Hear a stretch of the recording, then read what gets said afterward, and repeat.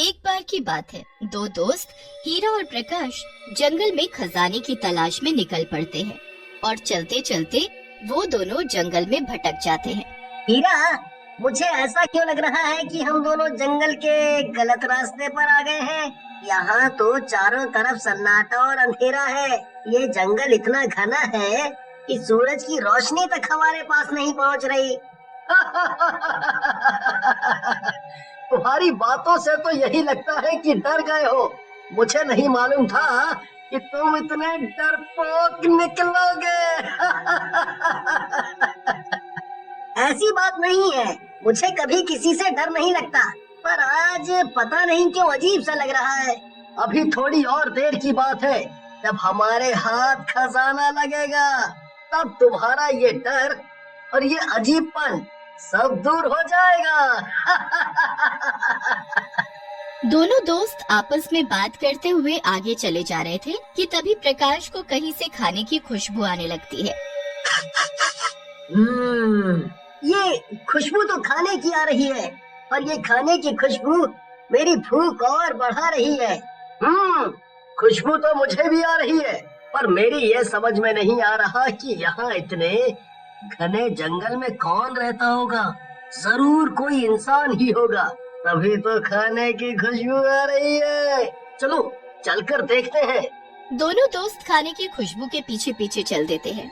कुछ दूर जाकर उन्हें एक बांस से बना झोपड़ा दिखाई देता है, जिसकी खिड़की से धुआं भी निकल रहा होता है। हीरा और प्रकाश झोपड़े के नजदीक जाते हैं और आवाज लगाते हैं। कोई है? अंदर झोपड़े में अगर कोई है तो कृपया बाहर आइए। तभी झोपड़े के अंदर से एक बूढ़ी औरत बाहर निकल कर आती है और जोर जोर से हंसने लगती है। आखिर मेरे खाने की खुशबू तुम्हें मेरे पास खींची लाई। मैं भी क्या करूं? मैं खाना जो इतना स्वादिष्ट बनाती हूँ। वो सब बाद में, पहले ये बताओ कि तुम इतने घने जंगल में अकेली क्या कर रही हो? तुम्हें डर नहीं लगता यहाँ? नहीं, मुझे डर नहीं लगता, और मैं यहाँ अपने लिए नहीं, तुम जैसे राहगीरों के लिए रहती हूँ। यहाँ जंगल में जो भी आता है खो जाता है। खोने के बाद वो भूखा प्यासा यहीं जंगल में तड़प तड़प कर अपना दम ना तोड़ दे, इसलिए मैं उन सब के लिए यहाँ खाना बनाती हूँ। ये मेरा छोटा सा बांस का ढाबा है। क्या तुम दोनों मेरे ढाबे का खाना खाना पसंद करोगे? मैं खाने के कोई पैसे नहीं लूंगी, जितना मन करे पेट भर कर खाना। बूढ़ी औरत दोनों को अपने बांस से बने ढाबे के अंदर ले जाती है और उनके लिए खाना परोसती है। हीरा और प्रकाश को खाना बहुत स्वादिष्ट लगता है। काकी, आप खाना बहुत स्वादिष्ट बनाती हो। मेरा तो पेट भर गया, पर मन नहीं, इसीलिए मैं तो और खाऊंगा। मैंने इतना स्वादिष्ट खाना पहले कभी नहीं खाया। दोनों दोस्त खाने में व्यस्त थे कि तभी खाते खाते उन दोनों के शरीर में कुछ अजीब सा होने लगता है। ये क्या हो रहा है? मुझे घुटन सी महसूस क्यों हो रही है? तभी बूढ़ी औरत चुड़ैल में बदल जाती है, दिखने में बहुत डरावनी। प्रकाश, ये कोई बूढ़ी काकी नहीं, ये तो कोई चुड़ैल है। मुझे पैसे नहीं चाहिए, मुझे कुछ और चाहिए। पूछोगे नहीं कि मुझे क्या चाहिए? हाँ, तुम्हें क्या चाहिए बताओ। हमारे पास जो है हम सब तुम्हें दे देंगे। और हाँ, हम इस जंगल में खजाना खोजने आए थे, वो भी हम तुम्हें दे देंगे मिलने पर। खजाना? मेरा ही खजाना मुझे देने चले हो? यहाँ कोई भी आता है मुझसे बचकर नहीं जाता। देखो जरा अपने आप को। तभी दोनों बहुत छोटे हो जाते हैं, बिल्कुल मक्खी के बराबर। ये तुमने हम दोनों का क्या कर दिया? हमें कीड़ा मकोड़ा क्यों बना दिया? मुझसे ज्यादा बहस करने की कोई जरूरत नहीं। ज्यादा बोलोगे तो अपने पैरों से मसल दूंगी तुम्हें। चुड़ैल उन दोनों को एक कांच के कार में बंद कर देती है। उसके बाद वो चुड़ैल फिर से अच्छा खाना बनाने में लग जाती है। मेरा ढाबा है सबसे न्यारा, एक बार जो मेरे हाथ का बना खाना खाए तो खाता ही जाए। हीरा, इस चुड़ैल ने हमें एक तो इतना छोटा कर दिया है, ऊपर से हम दोनों को इस जार में बंद कर दिया। मेरा यहाँ दम घुट रहा है। हम बहुत छोटे हो गए हैं। अगर हम किसी से मदद भी मांगे तो कैसे मांगे? हमारी आवाज जंगल से बाहर तो क्या इस जार के बाहर तक भी नहीं जाएगी। इसीलिए अब हम कुछ नहीं कर सकते। 2 दिन बीत जाने के बाद जंगल में एक पांडु नाम का आदमी खाना बनाने के लिए लकड़ियां लेने आता है। तभी उसकी नजर चुड़ैल के ढाबे पर पड़ती है। जंगल के बीचों बीच ये क्या है? कौन होगा वहाँ? और उसमें से तो धुआं भी निकल रहा है। पांडु, मुझे तो कुछ गड़बड़ सी लग रही है, इसीलिए निकल चल यहाँ से। चुड़ैल पांडु को देख लेती है और पांडु को वो जाने नहीं देती। उसका रास्ता रोककर खड़ी हो जाती है। मेरे ढाबे का खाना खाए बगैर तुम कैसे जा सकते हो? मैंने तुम्हारे लिए बहुत ही स्वादिष्ट खाना बनाया है, चलो अंदर। न न न न न नहीं, मुझे नहीं खाना, मेरा पेट भरा हुआ है। मैं खाना खाकर ही घर से निकला था। पांडु के ना कहने से चुड़ैल बहुत गुस्सा हो जाती है और जबरदस्ती पांडु को खींचती हुई अपने ढाबे में ले जाती है और जबरदस्ती उसे खाना खिलाती है। मेरा पेट भर चुका है। अब जाने दो मुझे, जाने दो।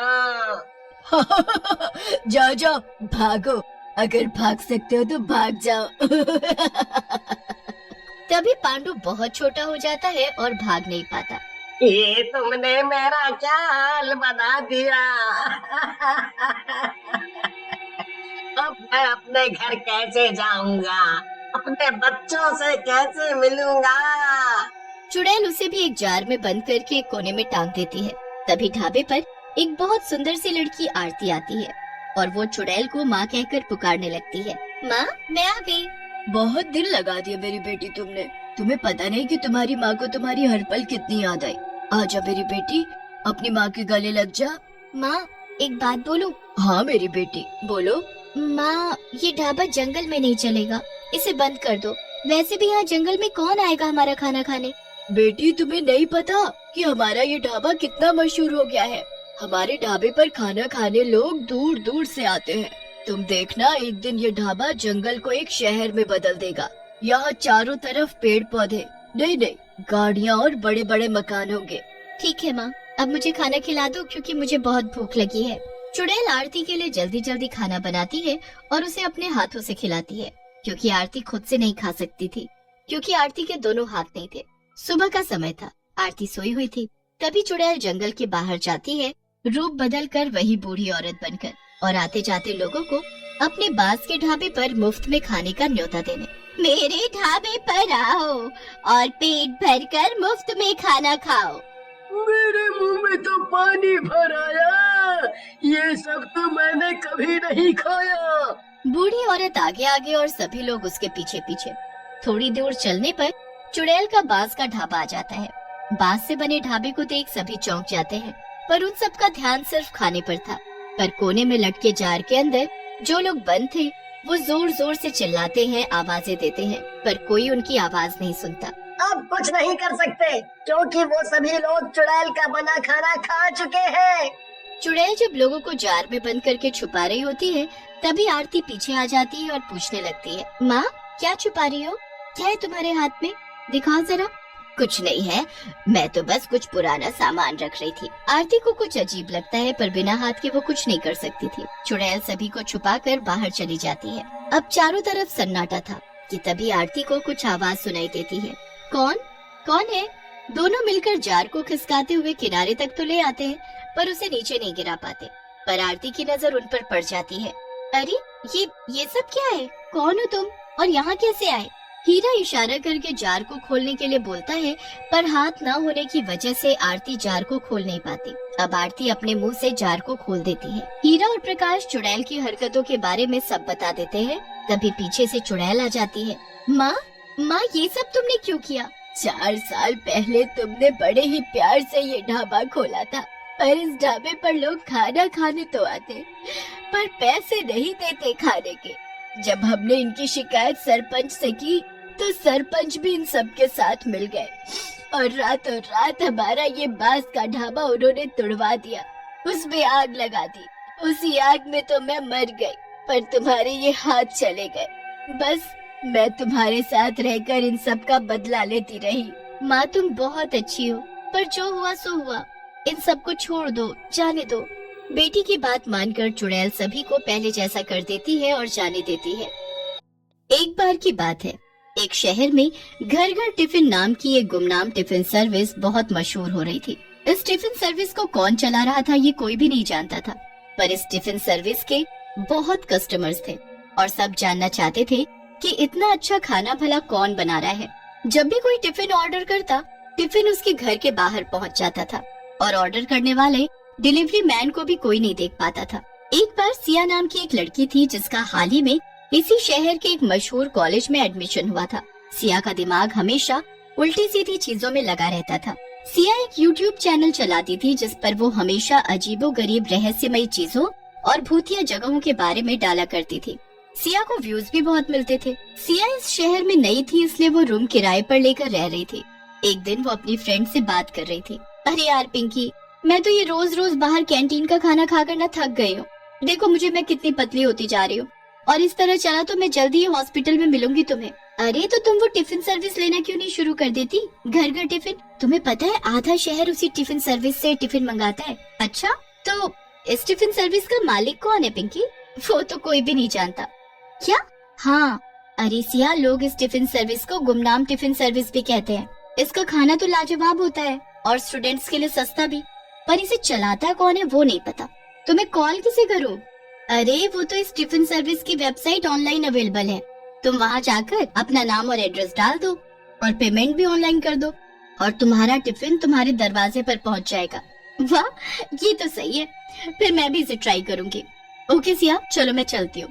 पिंकी के जाने के बाद सिया भी घर निकल जाती है। सिया घर पहुँचते ही उस टिफिन सर्विस की वेबसाइट को खोलती है और अपना नाम और एड्रेस डाल देती है। कुछ ही देर में उसके घर की डोरबेल बजती है। सिया दौड़कर डोर खोलती है, पर बाहर उसे कोई भी नहीं दिखता है तो बस एक टिफिन बॉक्स जो कि जमीन पर रखा था। उसे वहाँ रखकर कौन गया ये सिया नहीं देख पाती। अरे आखिर इतनी स्पीड में टिफिन को यहाँ रखकर गया कौन?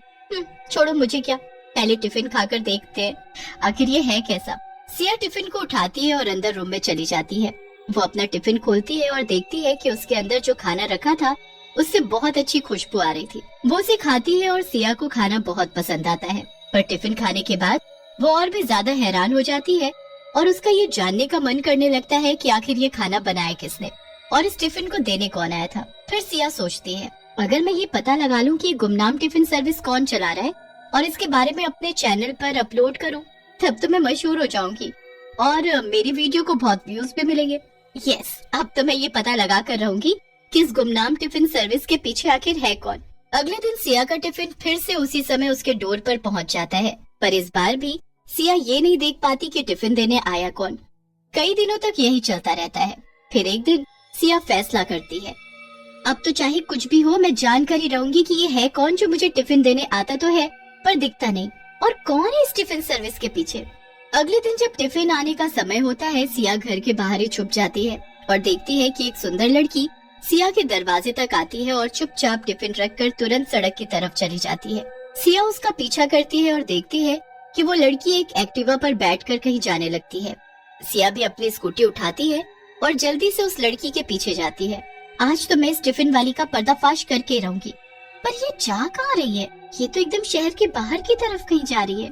वो लड़की अपनी गाड़ी में बैठकर थोड़ी ही देर में शहर के बाहर बने एक खंडहर के पास जाकर रुक जाती है। ये एक बड़ी सी बिल्डिंग थी जो बिल्कुल सुनसान थी। देखकर ये कहना भी मुश्किल था कि यहाँ पानी और बिजली आता होगा। सिया अपनी गाड़ी को थोड़ा पीछे खड़ा कर देती है और छुपकर उस लड़की को देखने लगती है। लड़की बिल्डिंग के अंदर अरे ये इस खंडहर जैसी दिखने वाली बिल्डिंग के अंदर क्यों जा रही है? यहाँ पर भला कोई टिफिन सर्विस कैसे चला सकता है? सिया बिल्डिंग की एक खिड़की से अंदर झांकने लगती है और इतना ही नहीं, वो अपना कैमरा खोलकर सब रिकॉर्ड करने लगती है और जो उसे दिखाई देता है वो देखकर सिया के पैरों तले जमीन खिसक जाती है। वो सुंदर लड़की बिल्डिंग के अंदर पहुंचकर एक चुड़ैल में बदल जाती है और उस जगह पर बहुत सारे टिफिन और खाना बनाने का सामान रखा था।